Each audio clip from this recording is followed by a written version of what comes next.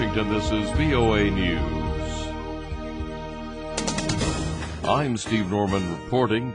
President Trump expected to withdraw his support for the Iran nuclear agreement today, but stopped short of completely scrapping the deal. Certifying the agreement would kick off a 60-day period during which the U.S. Congress must decide whether to impose some or all of the economic sanctions that they had lifted as part of the accord. Iranian officials have stressed that the deal is not up for renegotiation. A U.S.-Canadian couple and their 3 children are apparently still in Pakistan preparing to return to the West after 5 years in Taliban captivity. Acting on a tip from U.S. intelligence, Pakistani troops rescued the family from a tribal region near the Afghan border.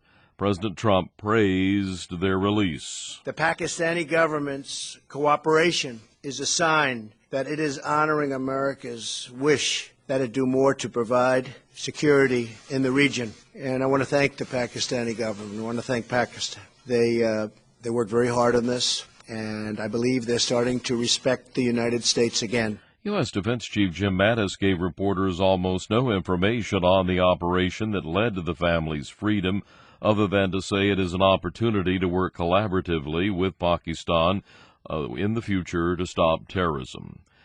The Palestinian Hamas faction says it has reached a deal with the rival Fatah over its political reconciliation.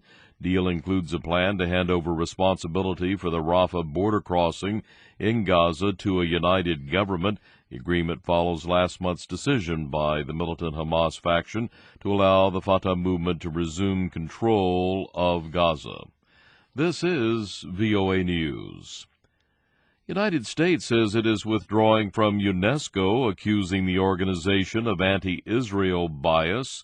Chris Hagedorn is in charge of the U.S. mission to UNESCO. Unfortunately, this venue has become politicized, undermining the work of UNESCO across its mandate. It's become a venue for anti-Israel bias.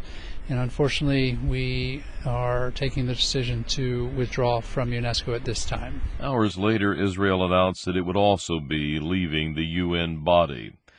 President Trump finds himself in turbulent times at the moment, facing critical foreign policy challenges and the prospect of a stalled domestic agenda at home. VOA's Jim Malone has our report. At a rally in Pennsylvania to push tax reform, President Trump said he gets little credit for his achievements so far. The confidence in our country is back like it hasn't been in many, many years. And for a moment, he almost seemed wistful about his life before politics. I had a very good life. But you know what? I'm having a better life now, and I'm helping a lot of people. Trump has also been busy feuding with Republican Senator Bob Corker on Twitter and lashing out at the media over reports of tensions within his cabinet. Amid what some see as chaos, Trump continues to turn to his political base. Thank you very much. Thank you. One recent survey, however, showed Trump losing support in several key states, including Pennsylvania. Jim Malone, VOA News, Washington.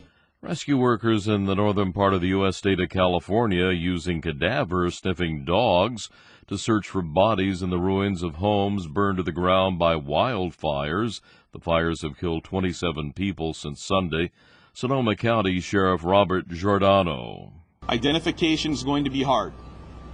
So far in the recoveries, we have found bodies that were almost completely intact, and we have found bodies that were nothing more than ash and bones. And that is why identification might take a long time in some of the cases. 22 fires are burning, with firefighters partially containing only one. More than 75,000 hectares have burned so far, including some of Northern California's world-famous vineyards and wineries. At least 3,500 homes and businesses have been destroyed. Thailand held a nationwide Buddhist almsgiving ceremony today to mark the one-year anniversary of the death of King Bhumibol Adulyadej, the world's longest reigning monarch who helped shape Thailand for decades after World War II. Get more news at our website. You can find us at voanews.com.